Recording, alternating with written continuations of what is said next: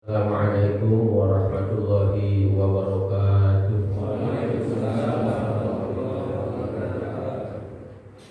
Alhamdulillah wa syukurillah, la hawla wa la quwwata illa billah, amma ba'du. Bapakku, saudaraku, jemaah rasul yang dirahmati Allah, pertama-tama kita bersyukur pada Allah pada pagi hari ini diberi nikmat luar biasa, nikmat iman, nikmat Islam, nikmat sehat walafiat, sehingga kita bisa bersama-sama berkumpul di masjid yang mulia ini. Langkah kita dimudahkan dan diringankan, kita bisa menjalankan sholat subuh berjamaah dari pelajaran kajian kita. Semoga ini menjadikan tentunya catatan amal soleh untuk kita semua. Amin ya rabbal alamin.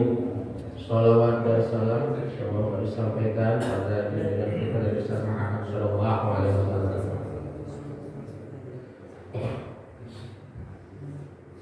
Sebagaimana kita tadi ketahui, kita dengar ada berita duka dari saudara kita, teman kita yang tidak diduga. Itulah yang namanya umur. Jadi kata Rasul, jadi umur itu syirullah, al-maut itu syirullah, maut itu adalah rahasia Allah. Jadi kita tidak tahu kapan mau diambil. Yang jelas kita harus banyak berdoa kepada Allah supaya ketika maut itu kita sudah mendapat ampunan Allah.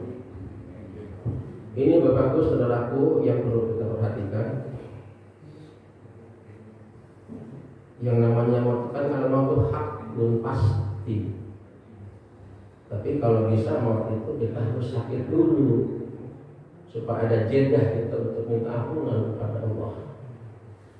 Dan kalau orang sakit kemudian maut, sabar sakitnya, dosanya akan habis. Ini yang kita takutkan itu maut mendadak, di mana kita belum sempat untuk minta ampunan kepada Allah. Ketika kita belum mendapatkan ampunan Allah, apalagi ketika kita jauh dari Allah, itu yang perlu kita takutkan. Kita makanya harus mohon kepada Allah. Dan yang namanya maut ini adalah fungsinya itu untuk mengingatkan kita. Sekalipun kita tahu bahwa maut itu pasti, tapi kita banyak lupa terhadap maut. Maka dengan adanya maut kita diingatkan oleh Allah bahwa kita akan maut. Makanya hidup itu hanya 2 hari, hari kemarin dan sekarang. Besok nggak ada jaminan untuk kita akan hidup. Jadi seperti saudara kita Pak Yudi, yang setiap hari kita setiap hari 1 minggu sekali kita ketemu, kelihatan segar, bugar, masih muda. Kalau dikatakan di bawah saya usianya, nggak ada yang nyangka di antara kita itu. Dia lebih dulu.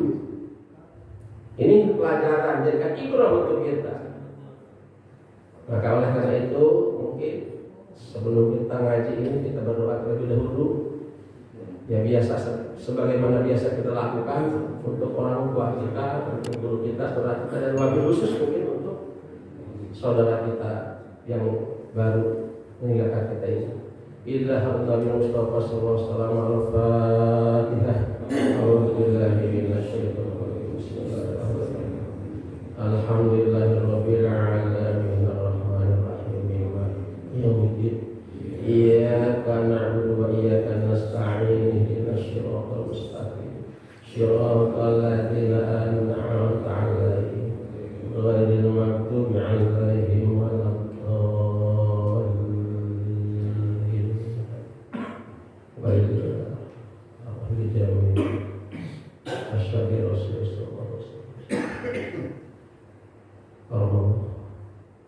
Al-Fatihah. A'udzubillahi minasyaitonir rajim. Alhamdulillahirabbil alamin arrahmanir rahim maliki yaumiddin. Iyyaka na'budu wa iyyaka nasta'in ihdinas siratal mustaqim Shiratal ladzina an'amta 'alaihim ghairil maghdubi 'alaihim waladdallin jami'an Al-Fatihah. A'udzu billahi minasy syaithanir rajim. Alhamdulillahirabbil alamin arrahmanir rahim maliki yaumiddin. Iyyaka na'budu wa iyyaka nasta'in ihdinas siratal mustaqim. Shiratal ladzina an'amta 'alaihim ghairil maghdubi 'alaihim waladdallin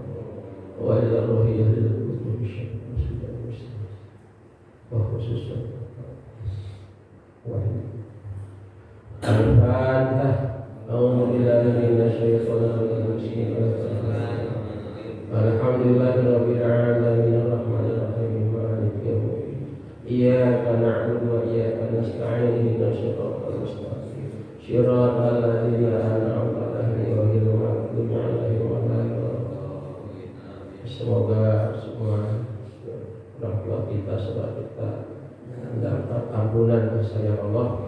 Wabil khusus untuk Tayyubi, maut yang husnul khatimah, yang membawa iman, yang diampuni segala dosanya oleh Allah Subhanahu wa taala. Yang jelas itu menjadi ibroh ya untuk kita ya. Jangan sampai kita lengah ketika maut itu datang. Kalau kita memang mempersiapkan, insya Allah jadikan pelajaran seusia kita Pak. Seusia kita ini adalah usia rentan. Sekalipun memang maut datang kepada siapapun, dari yang paling muda baru lahir sampai paling tua, tapi menurut kebiasaan ya rentan waktu itu.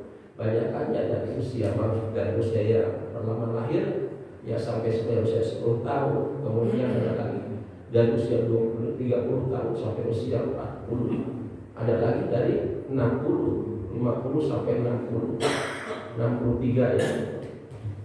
Nah, ini usia rentan usia kita ya. Dan makanya kita sekarang beda lagi harus banyak evaluasi diri, introspeksi diri kita.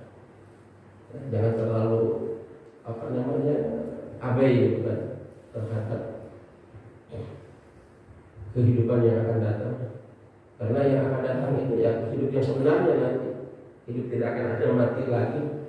Ya, hidup di sana akan tergantung sangat kepada bekal kita di sini di dunia ini. Nah, itu yang perlu perhatian kita. Jadi tanya aja sekarang, nggak usah ditanya sama orang. Diri kita udah punya bekal apa? Udah punya bekal apa untuk pulang? Di sana itu selama-lamanya. Di sana itu nggak ada saudara, nggak ada anak, nggak ada bapak, ibu, tetangga. Nah, ada kiriman itu seperti itu ketika kita masih hidup ini, bukan alam akhirat, dalam barzah. Doa kita nyampe nggak nyampe, kiriman kita nyampe di alam barzah. Kalau udah habis alam barzah, ya hari kiamat udah nggak ada lagi. Jadi doa idzamat doa yang pertama itu di alam barzah saja. Ketika masih manusia ada yang hidup di dunia berdoa untuk keluarga dan saudaranya. Tapi kalau sudah kiamat, alam barzah itu alam menunggu sampai kapan? Sampai hari kiamat itu nunggu di alam barzah. Jadi manusia yang pertama mati Nabi Adam sampai nanti yang saat terakhir kiamat itu nunggu di alam barzah. Lamanya lama sekali sampai kiamat nunggu di alam barzah. Nah di situ sudah Allah memberikan balasan kepada kita. Ayulah bikum makum ta'malun, sesuaikan Allah itu menyediakan, menyajikan sesuai dengan amal perbuatan kita. Makanya ketika Utsman bin Affan radhiyallahu itu melihat kubur itu nangis, selalu nangis. Padahal dia termasuk orang yang dijamin oleh surga oleh Rasul. Ketika ditanya oleh salah seorang sahabat, kenapa kamu nangis? Karena takut dengan siksa kubur.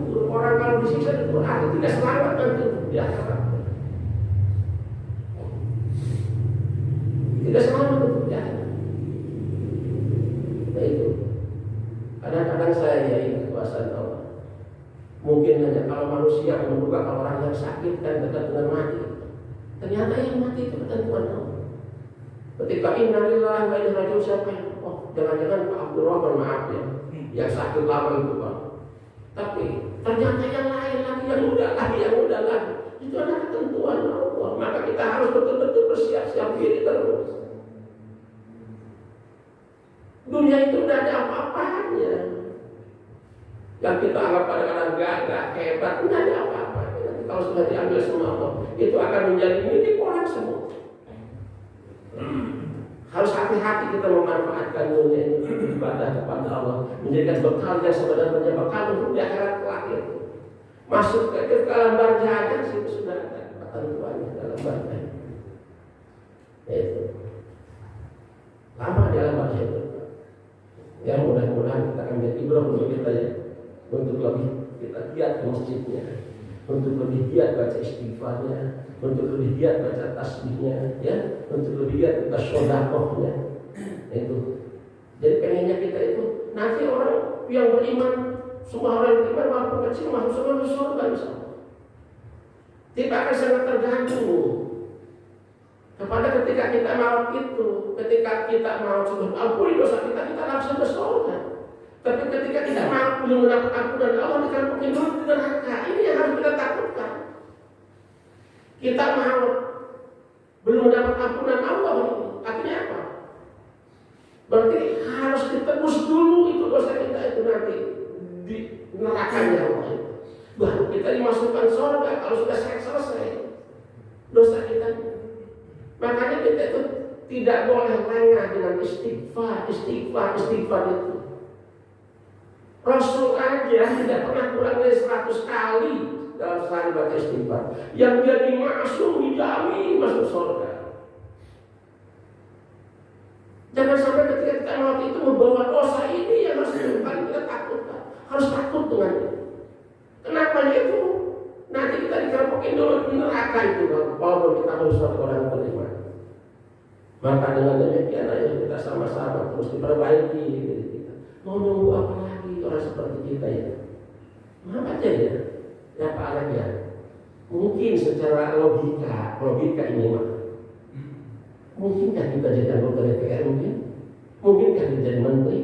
Jadi orang kaya, pengusaha itu kayaknya udah prelatif gitu kan. Kecuali kita sekarang udah di dunia bertinggal aja. Walaupun orang sebagai waktu kaya hebatnya juga hanya sebentar. Ini yang di depan kita ini. Jangan sampai kita sengsara di sana nanti. Di depan kita harus dipersiapkan oleh kita.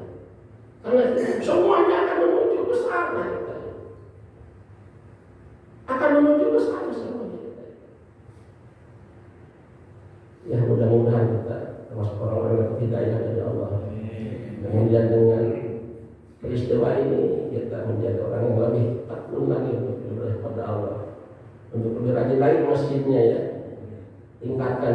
Seharusnya tahun-tahun ini masjid ini meningkat, ini kayaknya masih ya seperti ini juga, ditingkatkan pengajiannya, ditingkatkan baca Qurannya, ditingkatkan kita muhasabah, harus sering muhasabah ya. Itu akan membuat hati kita menjadi lembut, menjadi lentur. Coba setelah sholat malam itu kita renungkan, muhasabah dengan apa yang telah dilakukan oleh diri kita itu. Ya Allah, memang Engkau Tuhan yang maha segala-galanya, yang maha baik, luar biasa baik, maha pengasih, maha penyayang. Nikmat apapun telah diberikan kepada hamba ya Allah. Hamba apa yang telah hamba lakukan untuk Engkau ya. Itu yang kita tahu sendiri. Yang tentu hanya kita. Untuk membalas nikmat Allah yang luar biasa. Coba baca satu-satu nikmat Allah itu yang telah diberikan kepada kita. Dibaca satu-satu. Dihitung satu-satu. Dari apa yang ada di dalam nempel dalam diri kita sekarang ini. Luar biasa.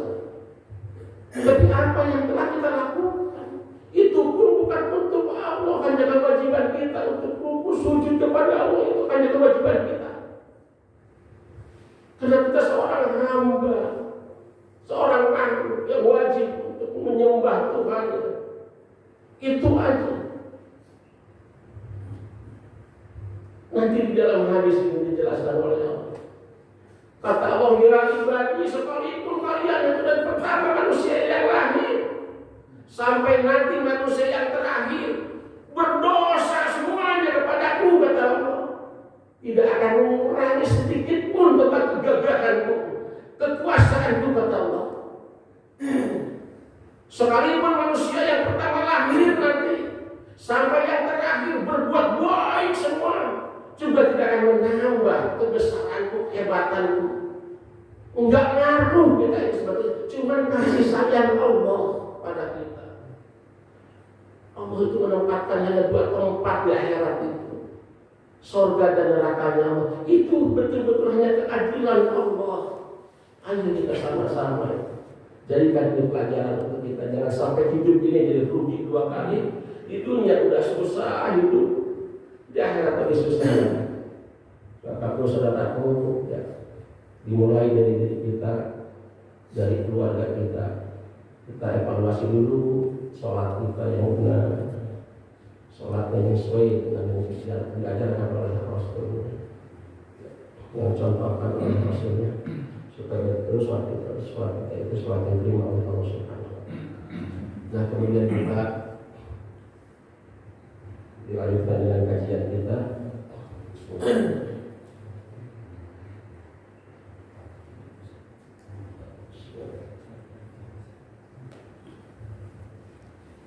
Masih di surat Al-Qamar. Sekarang ayat yang ke-12. A'udzubillahi minasyaitonir rajim. Bismillahirrahmanirrahim. Walladzi yuriikumul barqa khawfan wa tama'an wa yunshi'u as-sahaba as-siqal wa yusabbihu ar-ra'du bihamdihi wal malaikatu min khifatihi wa yursilu sawa'iqu wa yusibu biha man yasha'u wa hum yujadiluna fillah wa huwa shadidul mihal. Lahu da'watul haqqi walladzina yad'una min dunihi la yastajibuna lahum bi syai'in illa kabashiti kaffaihi ila al-ma'i la yablughu fahu wa ma huwa bibalighi wa ma du'a'ul kafirin illa fi dhalal. Wa ilahi yasjudu man fis samawati wal ardi taw'an wa karhan wa dilaluhum bil ghudwi wal asar. Shadaqallahul adzim.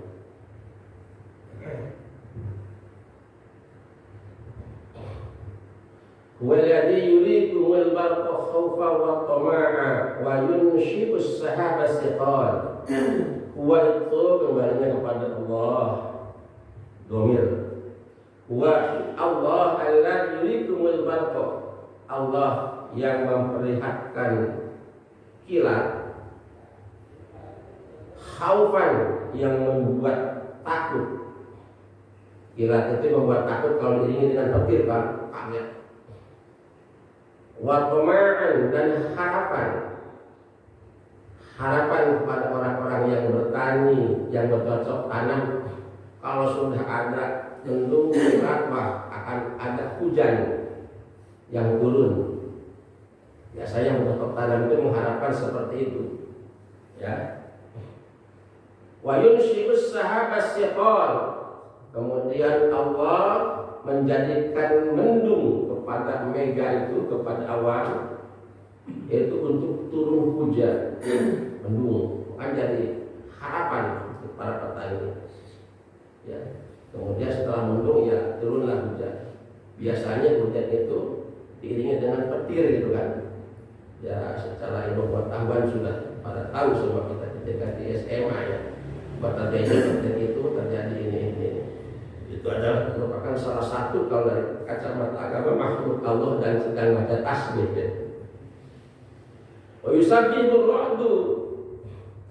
Kemudian ra'du itu adalah guru.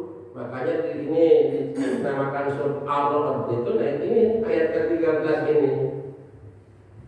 Yusabbihu, membaca tasbih, bihamdihi, dengan memuji Allah. Bulugur itu sebetulnya sedang membaca tasbih. Subhanallah, subhanallah, subhanallah, subhanallah. Angin juga baca tasbih, pohon-pohonan juga baca tasbih. Semuanya baca tasbih. Padahal mereka itu diberi nikmat itu oleh Allah seperti manusia. Mereka itu diberi hidup tapi kayak manusia hidup.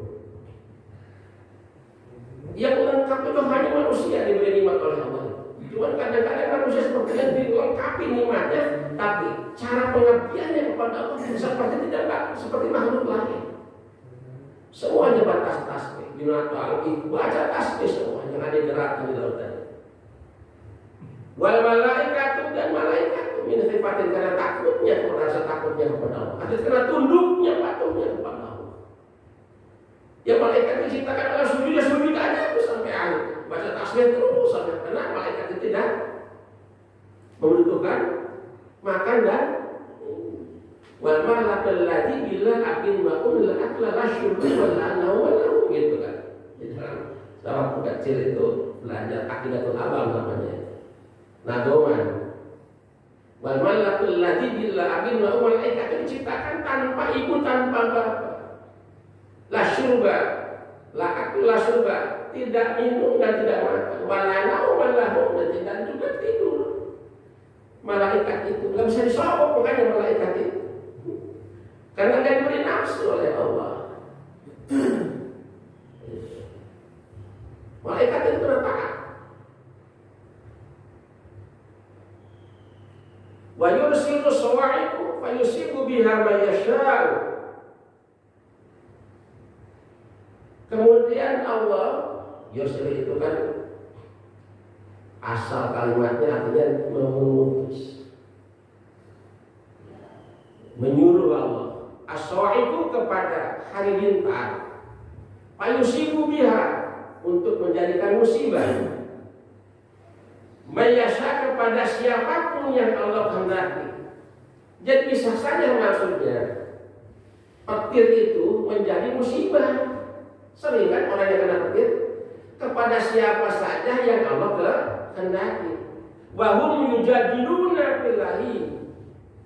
Karena mereka biasanya kepada orang-orang yang di situ wahum dan kepada mereka yujadilun yang berbantah-bantah billahi tentang masalah Allah. Yang berbantahan orang yang tidak menerima tentang keesaan Allah, tidak menerima Tuhan itu adalah Allah. Wa huwa syadidul iqab, Allah itu yang maha sangat, maha dahsyat azabnya. Nah, Bapak Saudara kepada Allah, jadi surat ini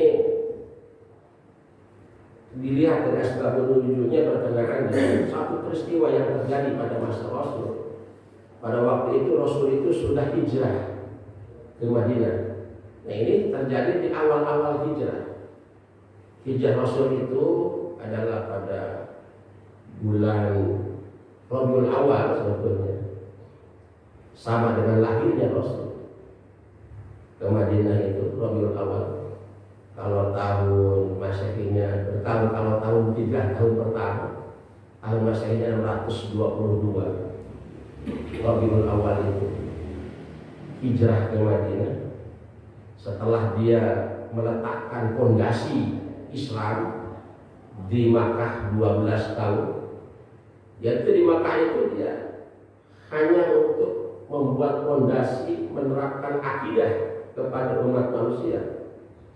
Hanya berbicara akidah aja, bicara tentang keesaan Allah, berbicara tentang ketuhanan Allah, berbicara tentang akhlak manusia.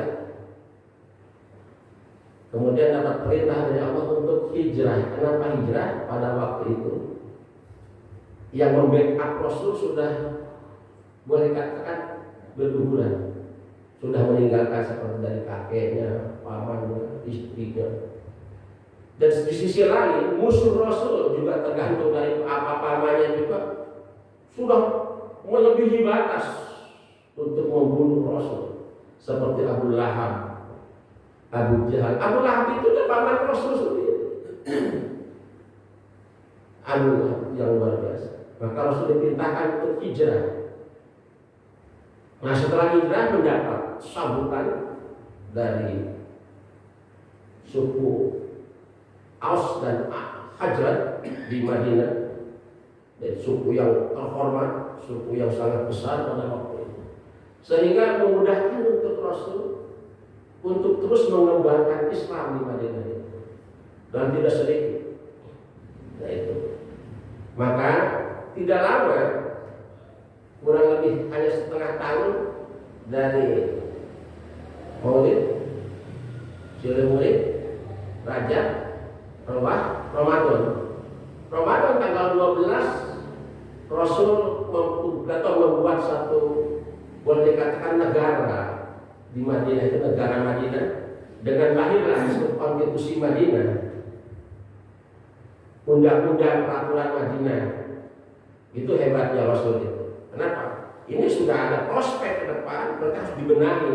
Nah, di Madinah itulah Rasul baru berbicara tentang politik, berbicara tentang ekonomi, berbicara tentang kemasyarakatan yang luas.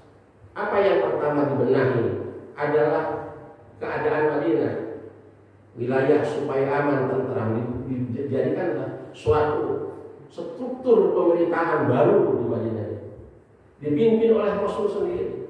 Lahir Piagam Madinah atau sebenarnya yang isinya adalah 43 aturan, yang termasuk di dalamnya pertama bagaimana untuk mengamankan Madinah supaya jangan ada serangan dari luar Madinah. Yang terdiri di Madinah itu dari beberapa kelompok agama. Itu hebatnya Rasul, tidak pernah memaksa. Walaupun sudah tahu, tidak pernah memaksa kamu jangan masuk Islam kan? Beda ketika di Spanyol, ketika di Andalusia. Ketika di Andalusia itu Islam kembali direbut oleh pihak yang non-Islam. Hanya ada 2 pilihan, kembali mati atau sunnah. Udah masing-masing aja. Disitulah yang sekarang dipakai hujah oleh orang-orang bagaimana hidup di dalam negara yang dari berbagai macam budaya, agama, segala macam. Ya diantaranya untuk mengamankan. Jadi nanti ada kesepakatan di dalam aturan itu. Jadi kita harus, orang Madinah harus bertanggung jawab kepada wilayah Madinah. Bila mana ada yang menyerang, semuanya harus melawannya. Kemudian tidak boleh ada perselisihan. Kalau ada perselisihan harus selesaikan dengan musyawarah. Wah, itu demokrasi sekali kan. Kalau tidak bisa selesaikan musyawarah, ini hebatnya. Karena masih ada Rasul. Nanti dibawa ke Rasul memutuskan. Selesai masalah. Makanya dulu itu nggak ada khilafiyah zaman Rasul itu. Nggak ada perbedaan masalah. Kenapa? Masih ada Rasul. Kalau ada masalah yang tidak bisa diselesaikan dengan musyawarah, ya datang ke Rasul selesai. Makanya Rasul menyampaikan al-ikhtilafur rahmati. Nanti ada perbedaan di antara kalian. Perbedaan jadikanlah rahmah. Dicontohkan pertama kepada siapa? Mau ada perbedaan kepada Mu'adz bin Jabal ketika mau diutus menjadi gubernur di Yaman. Mu'adz, nanti kalau kamu sudah menjadi gubernur di Yaman, kalau ada masalah akan diselesaikan kenapa? Mu'adz menjawab dengan Al-Quran. Kalau tidak dikedepan Al-Quran dengan hadis Rasul, sunnah Rasul. Nah, kalau dua-duanya tidak menemukan, tidak ketemu dalam dua-duanya, dengan ijtihad. Bagus kata Rasul. Nah itulah. Jadi jangan aneh kalau kita ada perbedaan pendapat masalah hukumnya, tapi jangan dijadikan suatu alat untuk perdebatan atau untuk peperangan. Justru dijadikan kekayaan. Kenapa ada perbedaan? Karena Rasulnya nggak ada sekarang. Sementara perkembangan hidup manusia, hidup tahun dan tahun itu terus berkembang. Ya jangan-jangan sampai sekarang dari dulu. Ketika sampai menentukan zakat misalnya, yang zakat fitrah di sana itu ada gandum, di kita nggak ada gandum, adalah beras, itu kan memerlukan pemikiran. Di sana misalnya nggak ada sapi, kerbau, adanya onta, kita tanya kamu kerbau dan sapi kena onta ini terus berkembang dan berkembang terus. Nah ini, jadi waktu zaman Rasul itu selesai ada masalah terus. Nah itu, nah ini strategi Rasul. Jadi supaya Rasul itu ketika dakwah itu tidak ada gangguan yang luar biasa. Dengan demikian akhirnya setelah singkatnya Madinah itu semakin maju Islam, semakin melebar kemana-mana. Banyak suku-suku itu yang masuk Islam semua. Nah, turunnya ayat ini ketika Rasulullah sudah merupakan atau sudah mempunyai, boleh katakan sedikit kekuasaan di Madinah. Datanglah seorang jawara atau dua jawara yang memimpin, mungkin ada yang sekitar itu secara rincinya itu tidak dijelaskan, tapi ada mungkin yang di luar Madinah dia yang memimpin orang-orang Bedui, orang-orang Papua yang dipimpin oleh dia itu namanya Amir bin Tufail, yang satu yang kedua Arbab bin Rabi'ah. Dia itu seorang jawara datang kepada Rasul untuk apa? Untuk menekan Rasul meminta sebagian kekuasaan Madinah. Minta sebagian kekuasaan. Muhammad, kalau kamu ini pengen aman, pengen tentram, udah sekarang begini, bagi ini yang kamu sudah dapat ini Madinah ini, sebagian buat kami, sebagian buat kamu. Ya Rasul menolak. Ya tidak bisa begitu. Ditolaklah oleh Rasul. Kemudian apa? Mengancam. Ya, mengancam. Kalau begitu nanti kami akan kirim jawara-jawara Bedui datang ke sini. Ya, kata Rasul ya. Silahkan aja, tapi kami jangan salah ya. Kami di sini itu punya suku Aus dan Khazraj. Termasuk di Madinah itu yang paling gagal. Nah, seketika dia mau pulang, dia mau membahayakan Rasul. Pura-pura Rasul diajak bicara, di belakang mau menikah, tapi ditolonglah oleh Rasul Subhanahu wa Ta'ala. Pulang mereka keluar Madinah. Nah ini turunlah ayat ini.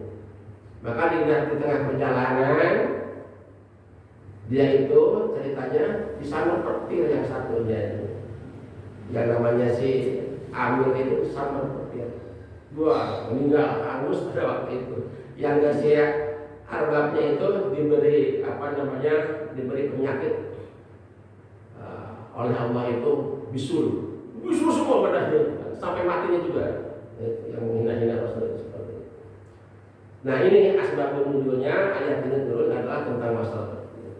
Jadi petir itu bisa membahayakan kalau Allah suruh untuk membahayakan. Nah, itu ya. Itu bisa akan menjadi musibah. Wahum yujadilunya, dan mereka itu yang memang mempermasalahkan bahwa tidak menerima tentang ketuhanan Allah itu. Ya. Maka kata Allah, beritahu mereka kata Allah, Allah itu syadidul mihal, orang yang keras siksanya. Lahu da'watul haqqi wal ladzina yad'una min dunihi. Nah ini kembali lagi kepada tentang masalah akidah. Lahu hanya kepada Allah. Da'watul haqqi, permohonan yang benar, yang pasti. Jadi kalau kalian mau doa ini, mohon hanya kepada Allah saja, jangan kepada siapa-siapa. Jadi kata Allah, hanya kepada Allah pemohon yang benar itu. Da'watul haqqi, doa yang benar, permohonan yang benar hanya kepada Allah. Ya, usah mohon pada yang lain selain Allah. Di sini kenapa pada waktu itu masyarakat Arab itu masih menyembah selain Allah. Walladzina yad'una min dunihi la yastajibuna, dan berhala-berhala maksudnya yang disembah oleh orang-orang itu, yang diminta, walladzina yad'una min dunihi, yang diminta oleh orang-orang ya selain dari Allah itu la yastajibuna lahu. La yastajibuna, tidak akan mengijabah, tidak akan mengabulkan permintaannya, namanya juga patung. Kadang-kadang kita orang-orang kita juga masih banyak sekarang sekolahnya sampai di Jerman, sampai di Amerika, S3 profesor, tapi nyembah patung gitu kan. Padahal bikinan dia gitu kan. Orang-orang jangan-jangan ngurus umat itu disembah, dia jahat dimandiin gitu kan, harus dibersihin gitu kan. Masa Tuhan bersihin? Ini harus dirasionalkan. Jadi hanya kepada Allah kalau berdoa, jangan kepada patung-patung. Kalau patung-patung itu la yastajibuna, tidak akan mengabulkan kalau permintaan kalian.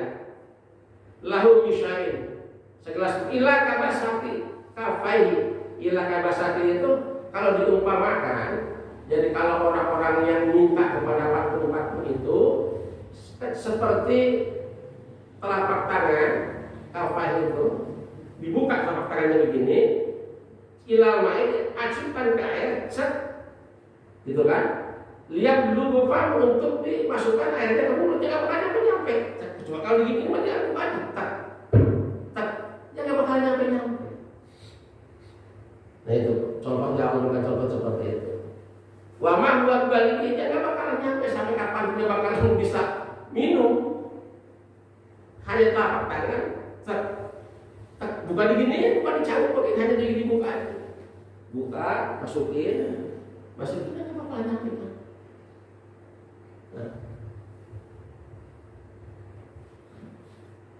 Kemudian wa ma du'aul kafirina illa fi dhalal. Doa orang-orang kafir itu tidak lain hanya sia-sia atau hanya kesesatan.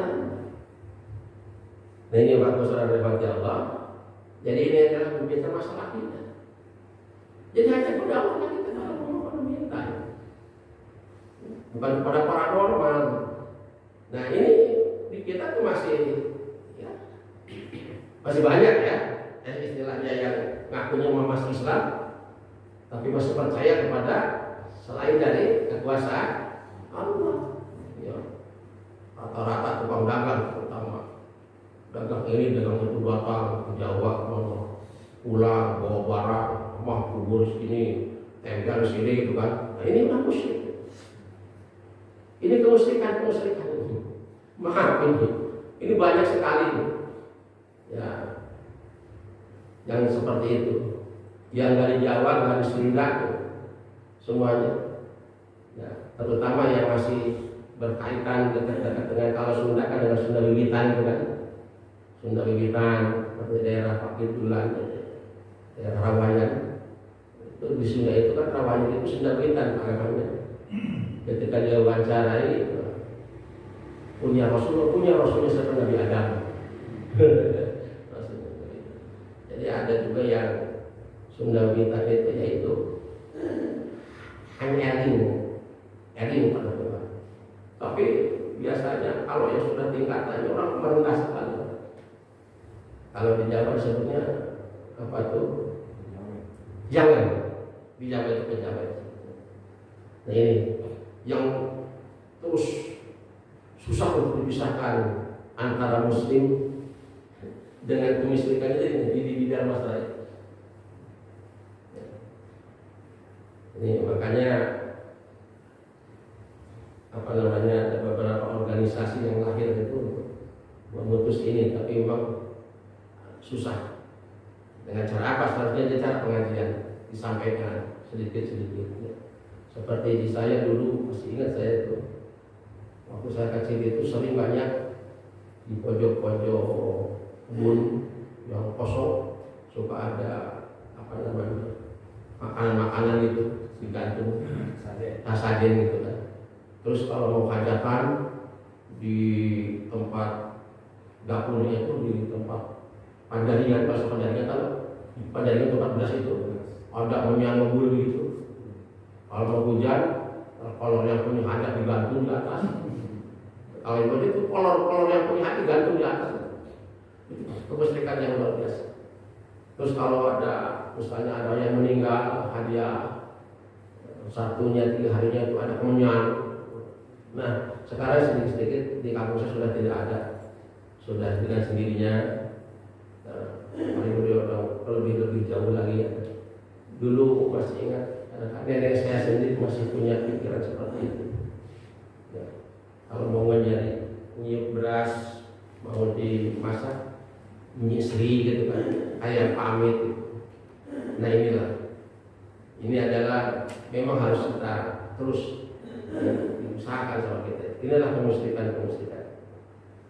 Dengan cara apa? Ya dengan cara kita menyampaikan tentang keesaan Tuhan. Jangan sampai kita adalah terjebak. Jadi kalau kita punya keinginan ya udah. Pengen apa? Pengen misalnya naik pangkat, bangun tengah malam, sholat tahajud, rukuk sujud, nangis minta kepada Allah. Pengen apa? Pengen dagangnya lancar, bangun malam, sholat tahajud, rukuk sujud minta kepada Allah. Itu ya. Pengen apa lagi? Pengen sehat, itu rukuk sujud, sholat tahajud, minta kepada Allah. Pengen apa? Punya yang muda, boleh, yang muda juga. Sholat tahajud. Itu dengan Allah, ada komunikasi dengan Allah. Itu. Karena sholat itu adalah sarana untuk menyambungkan dialog antara kita dengan Allah. Itu udah janji Allah. Jadi sepertiga malam kata Allah, langit dunia dibuka. Siapa yang minta kepada Allah, aku akan kabulkan siapa saja.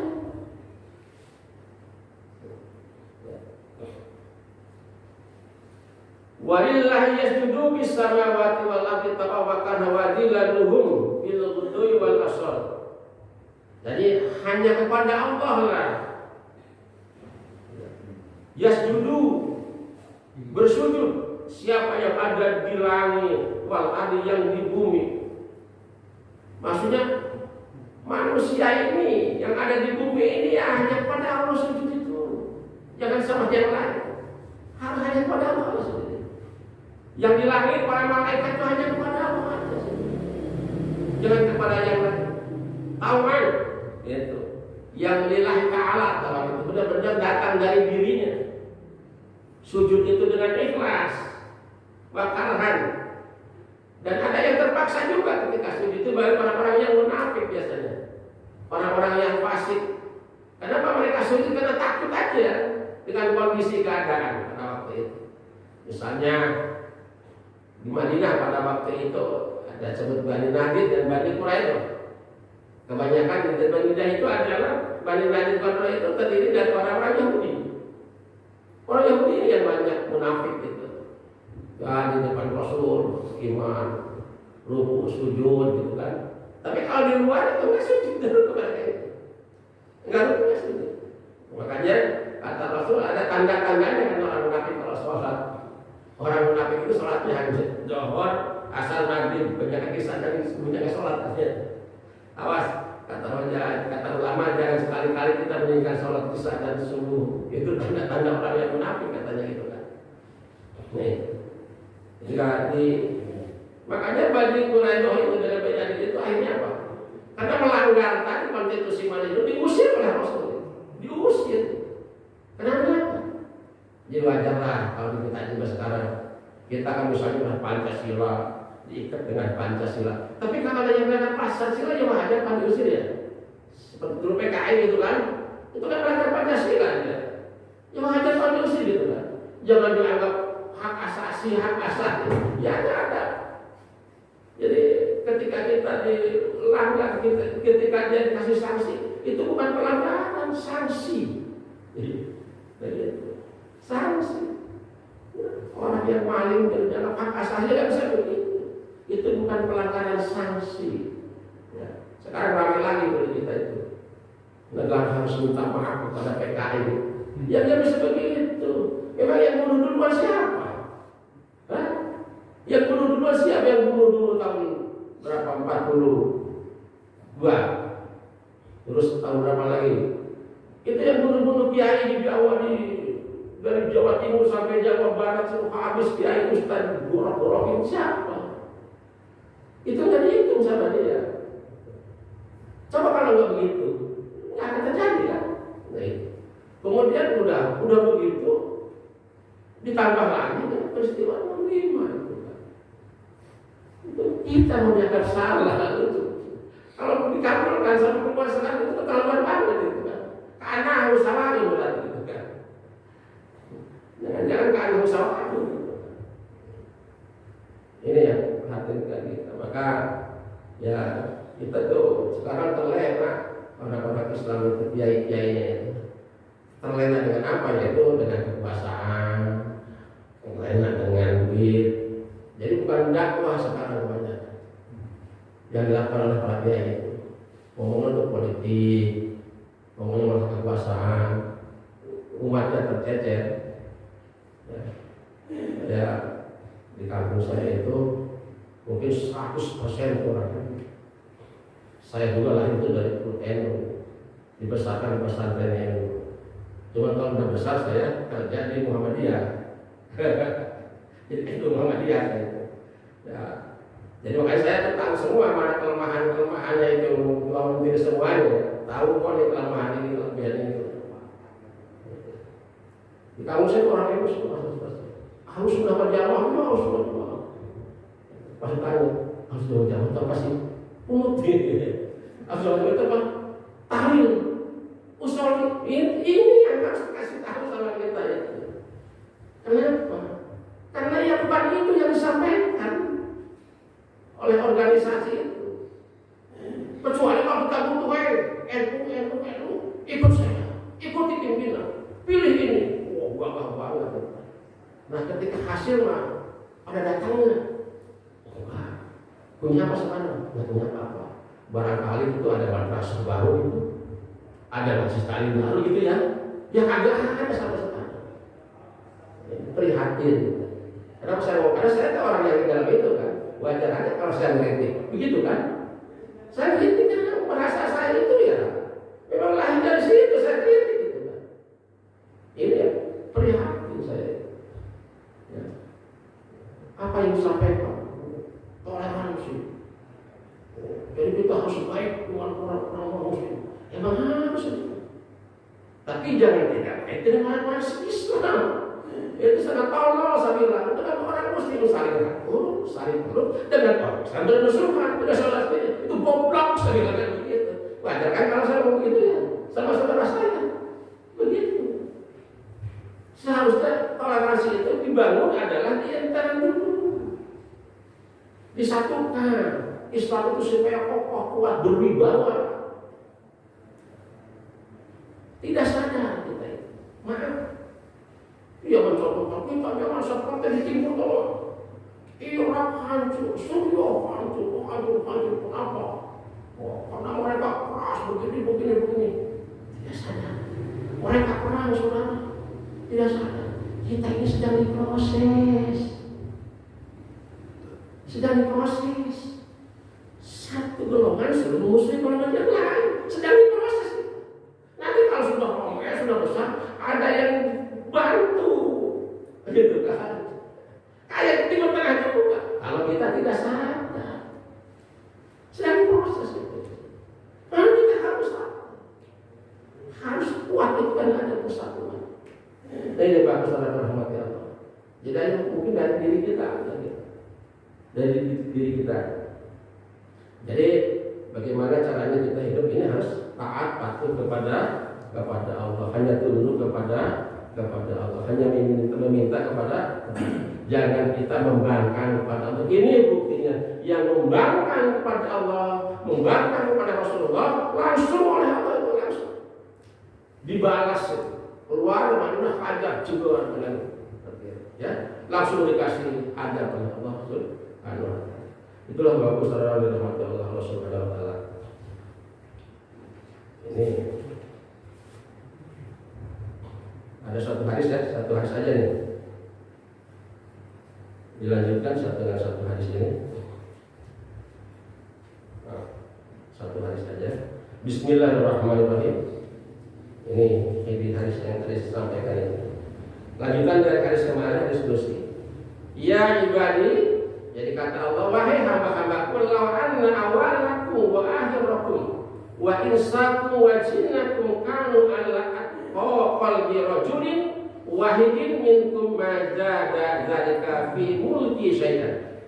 Wahai hamba-hambaku kata Allah, andaikan manusia dan jin semuanya yang dari pertama ada sampai nanti akhir itu kumpul semuanya, mereka itu at-taqwa qalbi rajulin, hati yang takwa semua kepada Allah. Nah, majada dzalika kata Allah enggak ngaruh. Tidak akan mengurangi, tidak akan menambah maksudnya. Majada tidak akan menambah dzalika. Ya. Fi mulki syai'an dalam kerajaan Allah, dalam kuasa Allah, dalam kehebatan Allah tidak akan nambah. Ini apa? Menunjukkan bahwa segala sesuatu yang kita miliki itu pada hakikatnya milik Allah. Kita itu tidak ada apa-apa, semuanya pada hakikatnya milik Allah. Yang punya kerajaan yang seutuhnya adalah hakikatnya adalah kerajaan Allah. Ini Bapak Saudara yang dirahmati oleh Allah Subhanahu wa taala. Ya.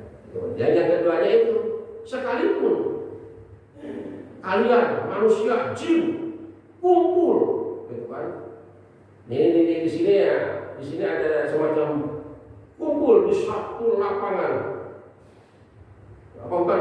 Semuanya adalah melakukan kejahatan.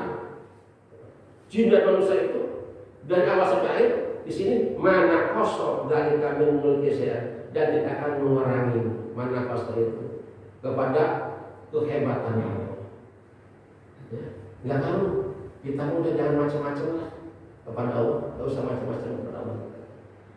Tunduk ada patuh. Kalau kita memang pengen menjadi hamba yang baik ya, tunduk dan patuh.